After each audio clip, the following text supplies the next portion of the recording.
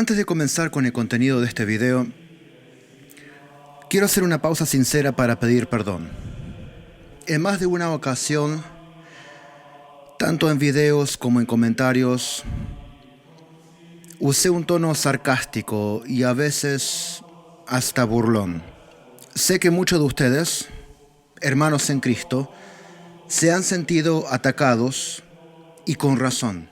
Reconozco que ese sarcasmo, aunque a veces se utilizó para tratar de hacer un punto, terminó siendo un obstáculo para el verdadero objetivo de este canal, la unidad. Dios está obrando, está sanando el cisma, está reuniendo a su iglesia.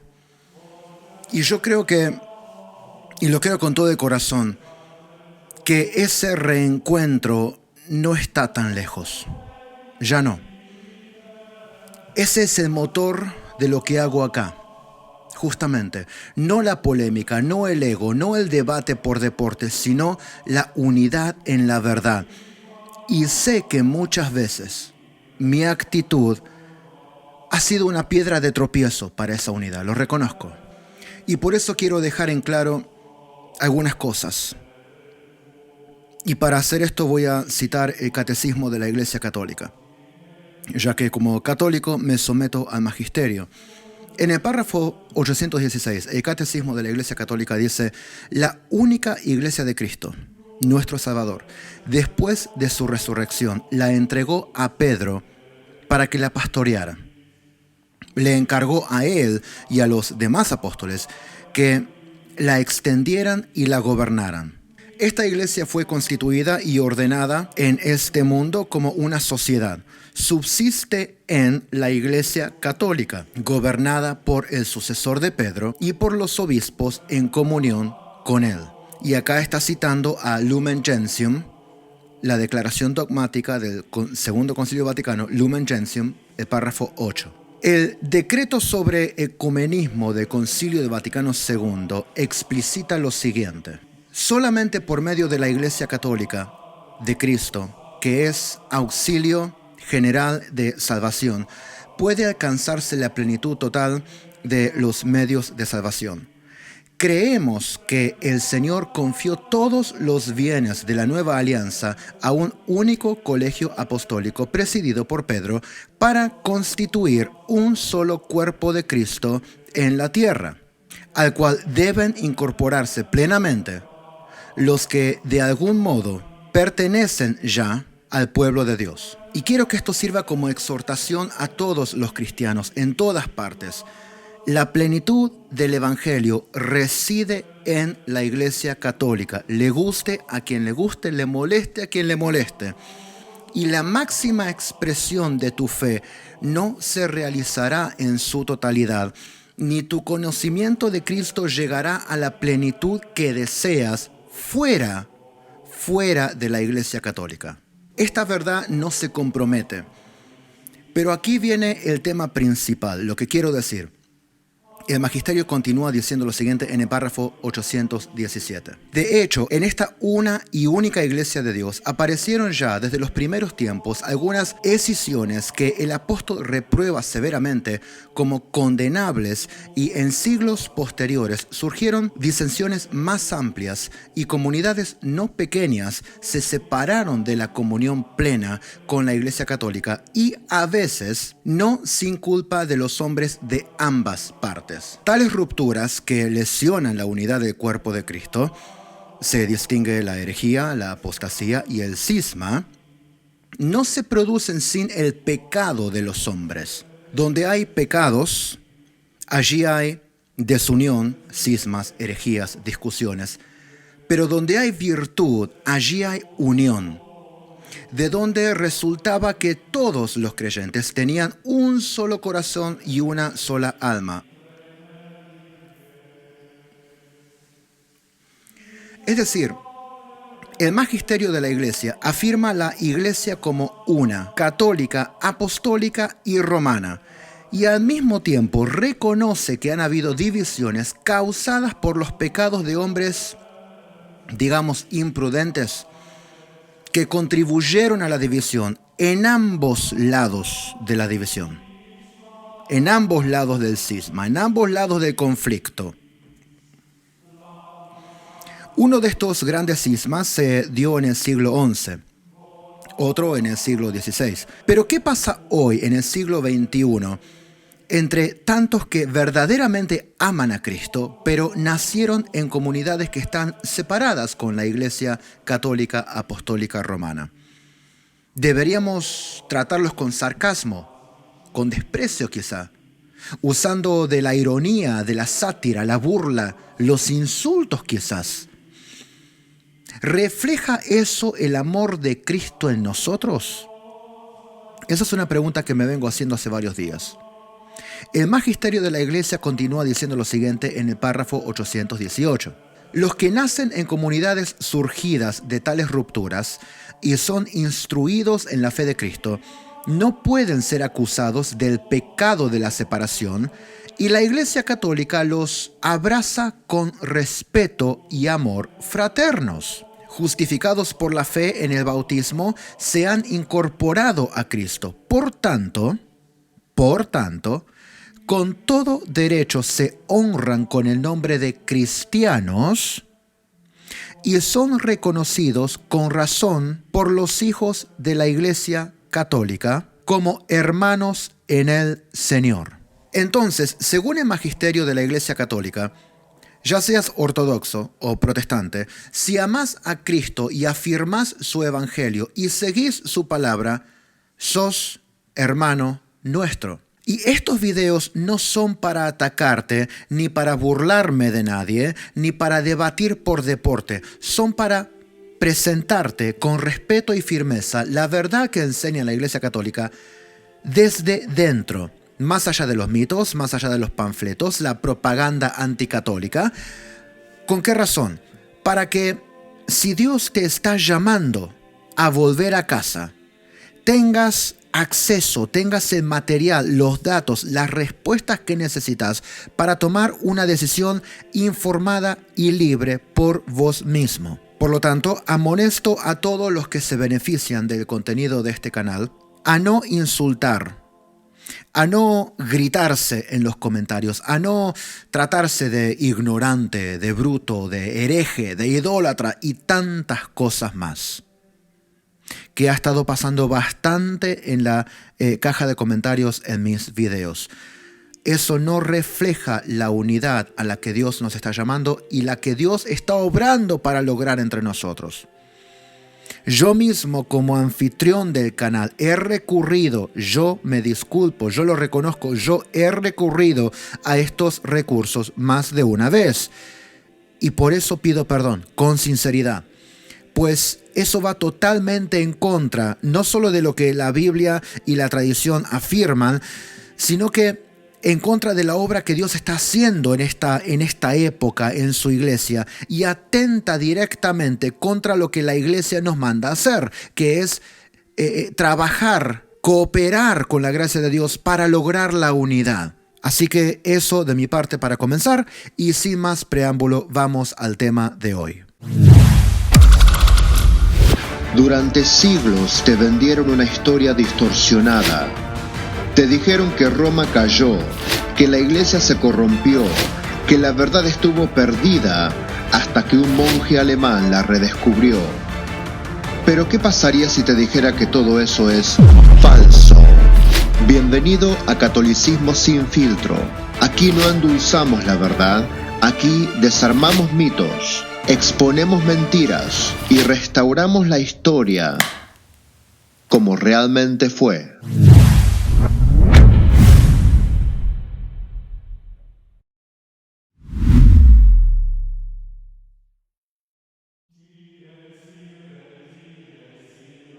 ¿Puede un alma con heridas, manchas y cicatrices del pecado presentarse directamente ante la presencia del Altísimo?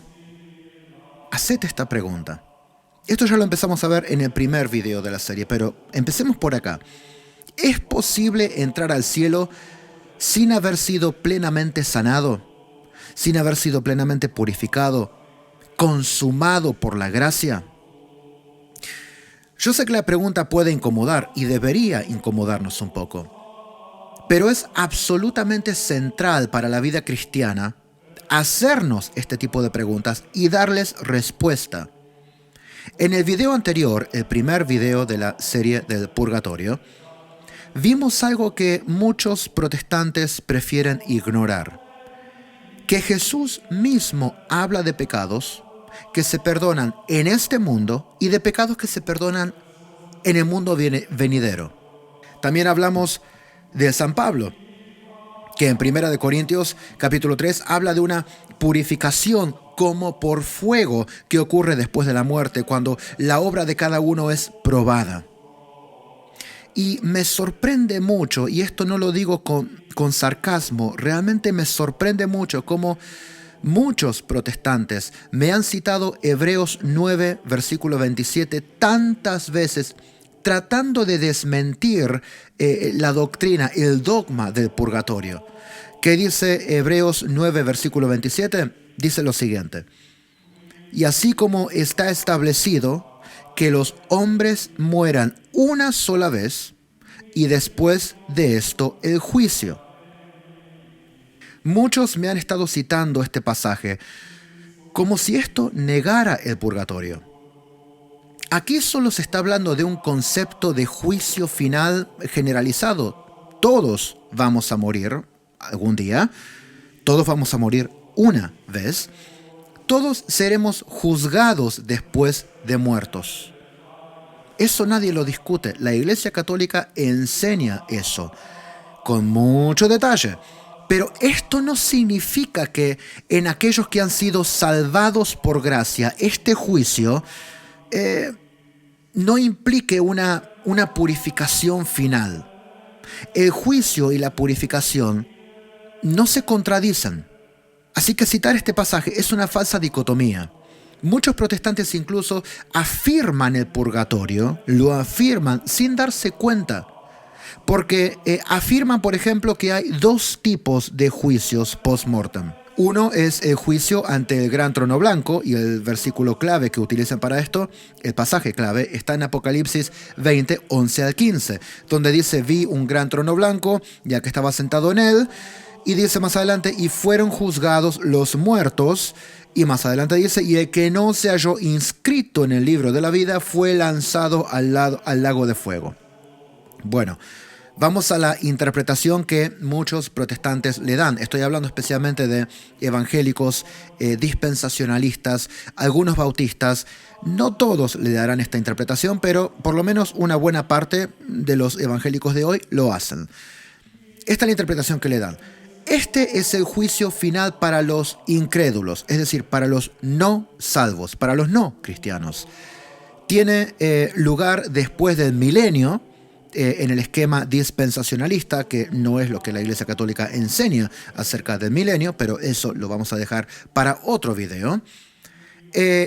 Y acá en este juicio se están juzgando las obras de los seres humanos, pero como estos hombres, sus nombres no aparecen escritos en el libro de la vida, entonces hay condenación. Se juzgan las obras, los nombres no son hallados en el libro y entonces son condenados.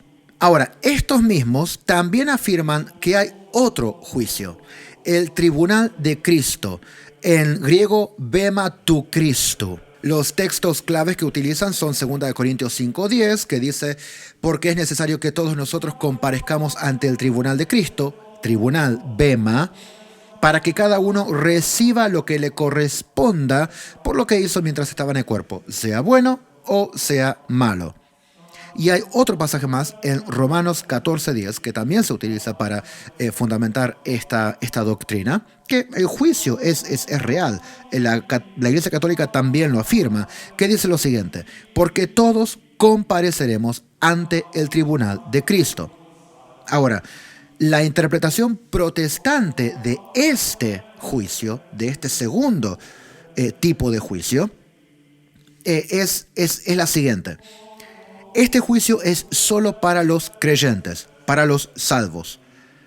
No es para condenación, sino para recompensas según las obras hechas en Cristo. A este juicio lo comparan con un podio de premiación, digamos, no con un tribunal penal.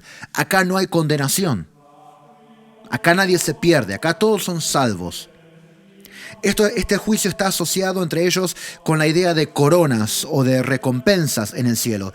Y a menudo citan 1 Corintios 3, 12 al 15. Pero curiosamente, parece que se rehúsan ver en el mismo pasaje de 1 Corintios 3 la obra santificadora del purgatorio que toma lugar durante ese proceso de juicio. Si sobre este fundamento alguno edifica con oro, plata, piedras preciosas, madera, heno o paja, la obra de cada uno quedará al descubierto.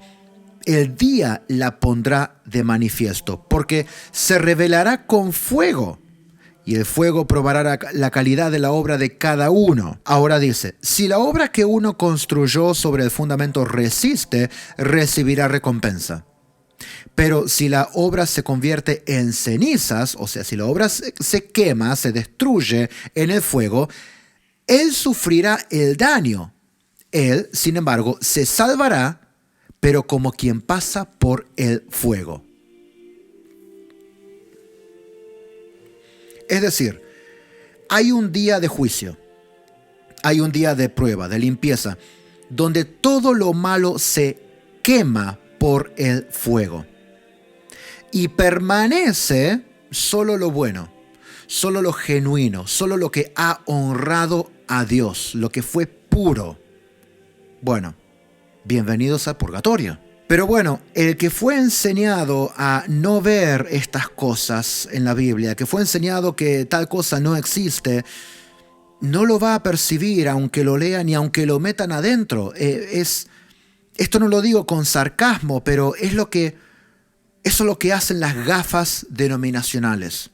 Cuando leemos la Biblia por medio de gafas prestadas de nuestra denominación, terminamos, digamos, seleccionando lo que nos entra en la cabeza y lo que no. Es algo, digamos, inconsciente, pero pasa.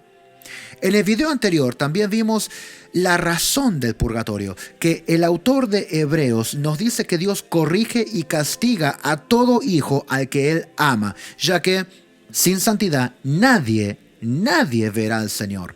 Es decir, la santificación es un proceso y no un proceso fácil. Vimos que era un proceso doloroso que implicaba azotes, castigos, corrección continua. Y también vimos que en Filipenses capítulo 1, Pablo afirma que Dios perfeccionará en nosotros la obra que Él mismo comenzó y que la continuará perfeccionando hasta el día de Cristo. Es decir, ese doloroso proceso de santificación que describe la carta a los Hebreos tiene una finalidad específica y concreta, que seamos hechos conforme a la imagen de Cristo Jesús, como lo leímos en Romanos capítulo 8 en el video anterior de esta misma serie.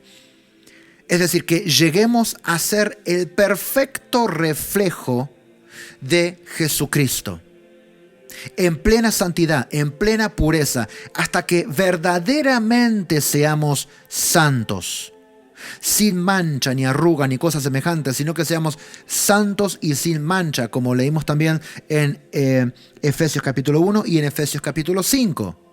Es decir, el proceso de santificación tiene como objetivo una santidad real, no teórica, no forénsica, sino una santidad visible, real, palpable, observable. Todo eso lo demuestra el Nuevo Testamento. Por un lado, la santidad absoluta es un requisito para ver a Dios. Y por el otro lado, Dios es quien produce en nosotros tanto el querer como el hacer su buena voluntad. Quien nos corrige, quien nos azota de ser necesario y quien obra en nosotros una perfecta santidad que refleje la de Cristo. Pero eso no es todo. También mostramos cómo incluso teólogos protestantes como C.S. Lewis, sin necesidad de aceptar la teología católica en su totalidad, reconocían que el alma necesita una purificación post-mortem. Lewis decía que esa purificación no era una imposición, sino una una necesidad. No sé si se acuerdan. Y el que no lo vio puede ir al primer video de la serie de Purgatorio. Es decir, el alma desea, demanda esta purificación como parte del proceso santificador que ya comenzó en vida de este lado de la eternidad y como broche de oro, como un cierre final y definitivo a este proceso. Porque nadie desea entrar al cielo con la ropa sucia del pecado todavía pegada al cuerpo. En otras palabras, la doctrina del purgatorio no parte de una definición dogmática arbitraria, sino de una necesidad teológica profundamente enraizada en la verdad revelada en las Escrituras. A saber, Dios es santo y nada impuro puede entrar en su presencia. Pero a la vez, Dios es misericordioso y no condena eternamente a quien muere en su gracia, por el solo hecho de que no esté perfectamente purificado todavía. No, por eso el purgatorio no es un castigo. Tampoco es una segunda oportunidad para el que no fue lo suficientemente bueno o el que no quiso creer. No. Es una expresión del amor de Dios y de su justicia. Es una continuación de la obra santificadora que ya comenzó en esta vida, en la vida de los creyentes. Es la garantía de que lo que Dios comenzó en nosotros de este lado del cielo, que Él no se detendrá hasta ver en nosotros el cumplimiento total del objetivo de esta santificación. Si en esta vida, ya sea por torpeza humana, por ignorancia, por rebeldía o por lo que fuera, este proceso no se completó en su totalidad, si todavía tenemos pasiones desordenadas, digamos, en nuestro corazón con las que seguimos luchando, este proceso de santificación seguirá después de la muerte, porque lo que Dios comenzó lo va a terminar y contra eso no hay objeción. Pero hoy vamos a ir más a fondo. Hoy vamos a explorar 3 fuentes claves. Lo que dijimos recién es un repaso de todo lo que ya vimos en el primer video. Pero hoy vamos a explorar la tradición judía antes de Cristo, las parábolas de Jesús y la enseñanza viva de los primeros siglos del cristianismo. Todo esto para responder una sola pregunta. ¿Y si el purgatorio no es una invención medieval? ¿Y si fue, como vamos a ver, la conclusión lógica e inevitable de una fe que toma en serio la santidad de Dios y la necesidad de entrar puros y limpios al banquete del Cordero?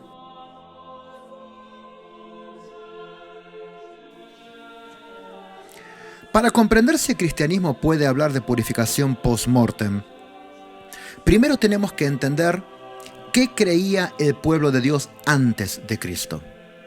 Es decir, cuál era la cultura y la tradición religiosa en la que Cristo y los apóstoles se formaron. Y la respuesta está en un texto que los protestantes eliminaron de sus Biblias, el segundo libro de Macabeos.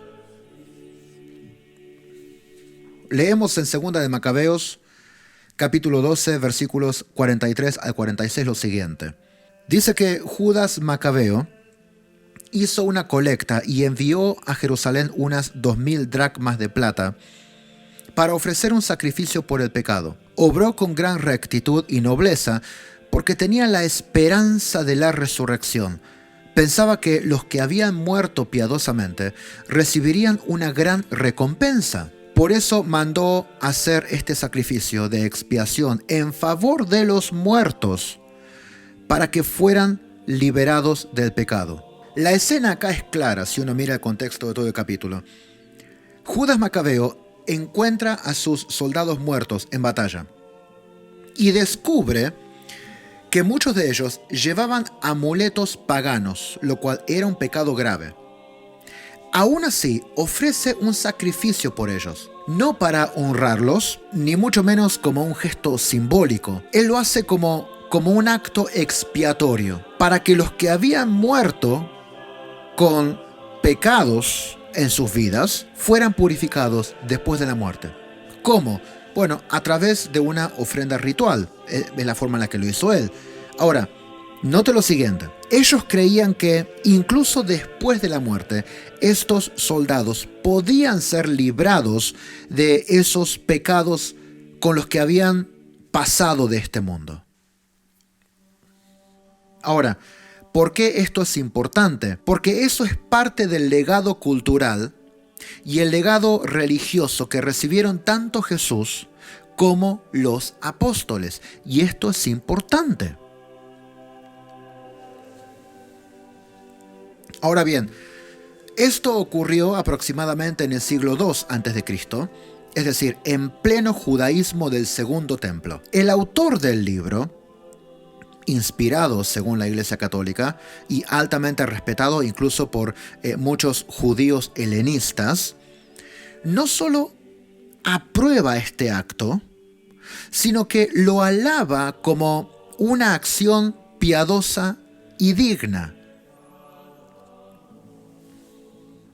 ¿Qué nos dice eso? Que el pueblo judío, en tiempos previos a Cristo, ya creía que los pecados de los muertos podían ser expiados, que el perdón post-mortem era posible.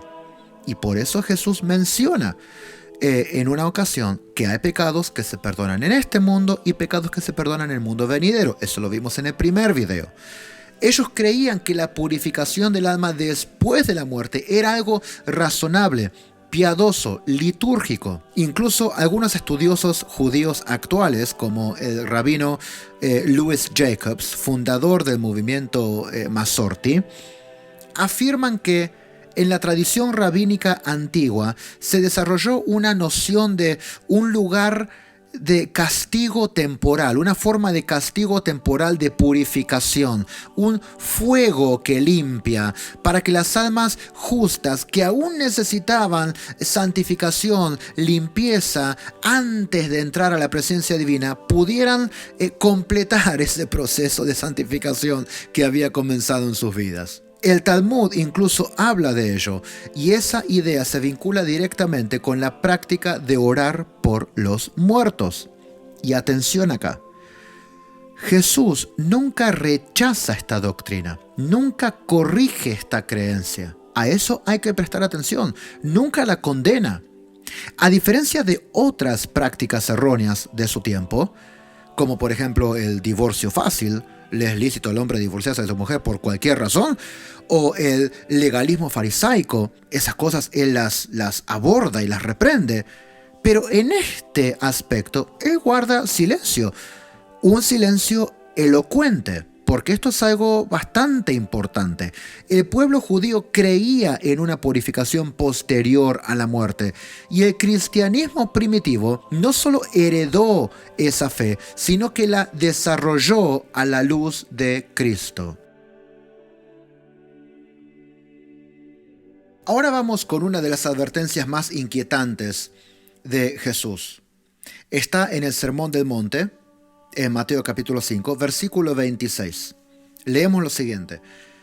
Te aseguro que no saldrás de allí, y acá está hablando de una prisión, hasta que hayas pagado el último cuadrante.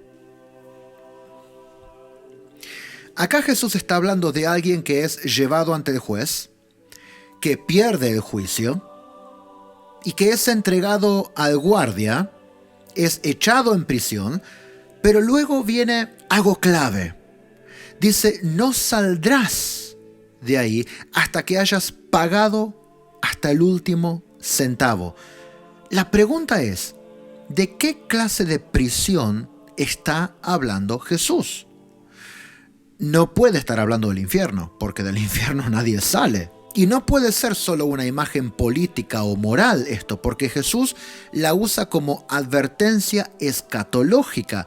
Él está hablando del reino, está enseñando sobre nuestra justicia que debe superar a la de los fariseos. Y aquí habla de un castigo proporcional, limitado, con salida, es decir, una pena purificadora.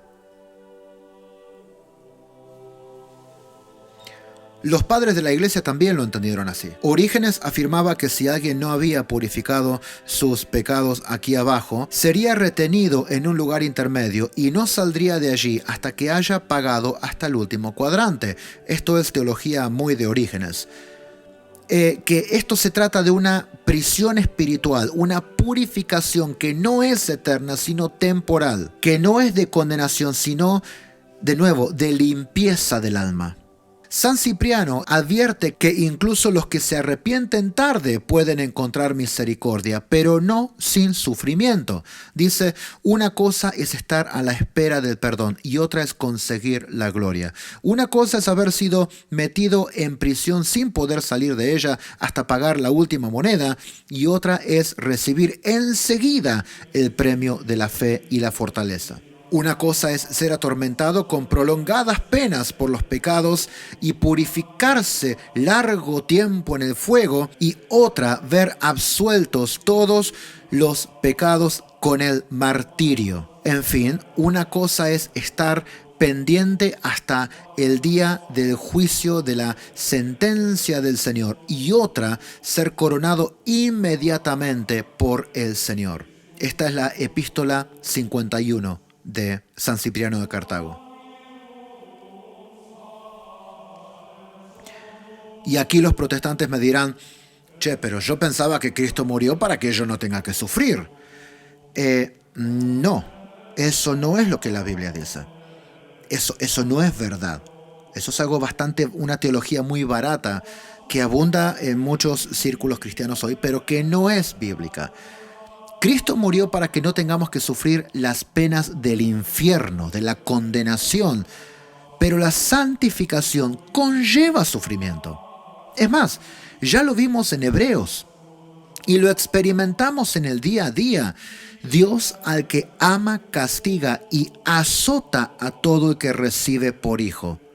Si la santificación en esta vida es por medio del sufrimiento, y si a la hora de morir todavía no hemos limpiado nuestros pecados lo suficiente, ¿por qué pensar que luego de la muerte, la continuación y finalización de esa purificación no va a ser con sufrimiento? San Clemente de Alejandría enseña lo siguiente: los castigos de Dios son salvadores y disciplinarios, que conducen a la conversión y prefieren el arrepentimiento a la muerte del pecador, especialmente porque las almas, aunque oscurecidas por las pasiones, al ser libradas de sus cuerpos, pueden percibir con mayor claridad al no estar ya obstruidas por la carne miserable. No podemos poner límites a la obra del Redentor. Redimir, rescatar y disciplinar es obra suya, y así continuará operando después de esta vida.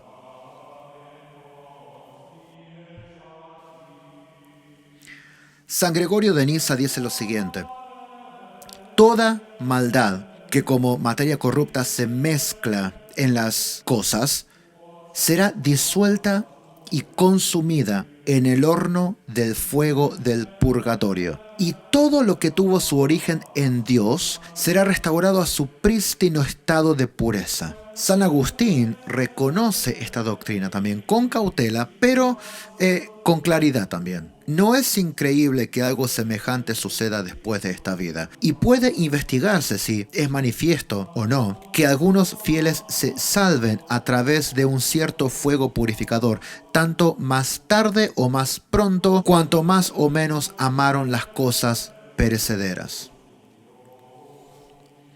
Y Tertuliano, en su obra De Monogamia, da testimonio temprano de la práctica cristiana de orar por los muertos, por aquellos que estaban en el purgatorio, por lo que la iglesia llama la iglesia purgante.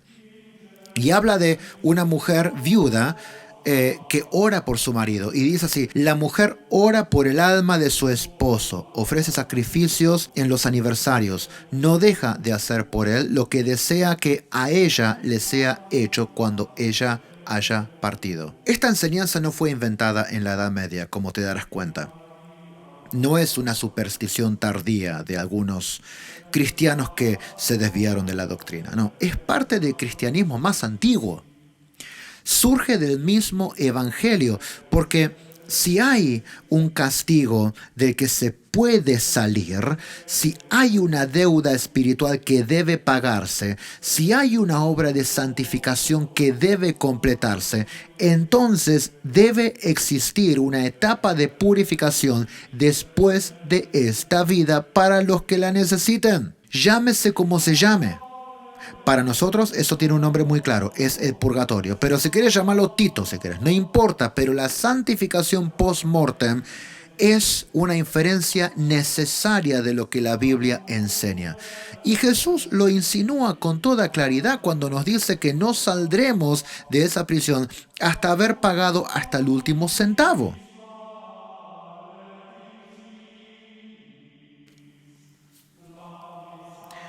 Ahora, en la encíclica Spe Salvi del 30 de noviembre del 2007, el Papa San Benedicto XVI sugiere que el purgatorio podría ser instantáneo. ¿A qué se refiere? Que podría ser ese primer encuentro con Jesús en el que el alma, bajo la mirada de Cristo, se purifica. Es decir, la Iglesia no define exactamente cómo es el purgatorio, pero sí define que hay una santificación final.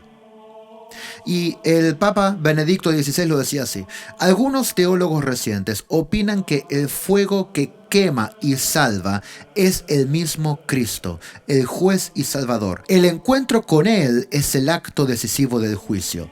Ante su mirada toda falsedad se desvanece. Es el encuentro con Él lo que, al quemarnos, nos transforma y nos libera para llegar a ser verdaderamente nosotros mismos. Entonces, recapitulemos un poco lo que venimos diciendo hasta acá. Porque lo que está en juego no es una teoría ni una especulación teológica, sino la comprensión profunda del misterio de nuestra salvación.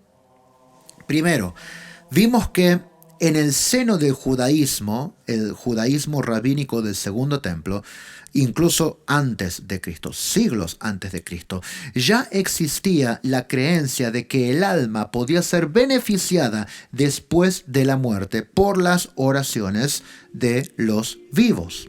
La oración por los difuntos, los sacrificios expiatorios, el concepto de un lugar de purificación con fuego purificador, todo esto formaba parte del imaginario religioso del pueblo elegido.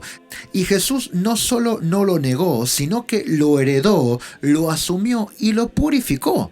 Después escuchamos al mismo Jesús advertirnos que no saldremos de esta cárcel hasta pagar el último cuadrante. Él también había hablado, y lo vimos en otro video, de pecados que se perdonan en este mundo y en el venidero. Y si eso no es una alusión a un castigo limitado y temporal, ¿qué es entonces? Porque el infierno es eterno.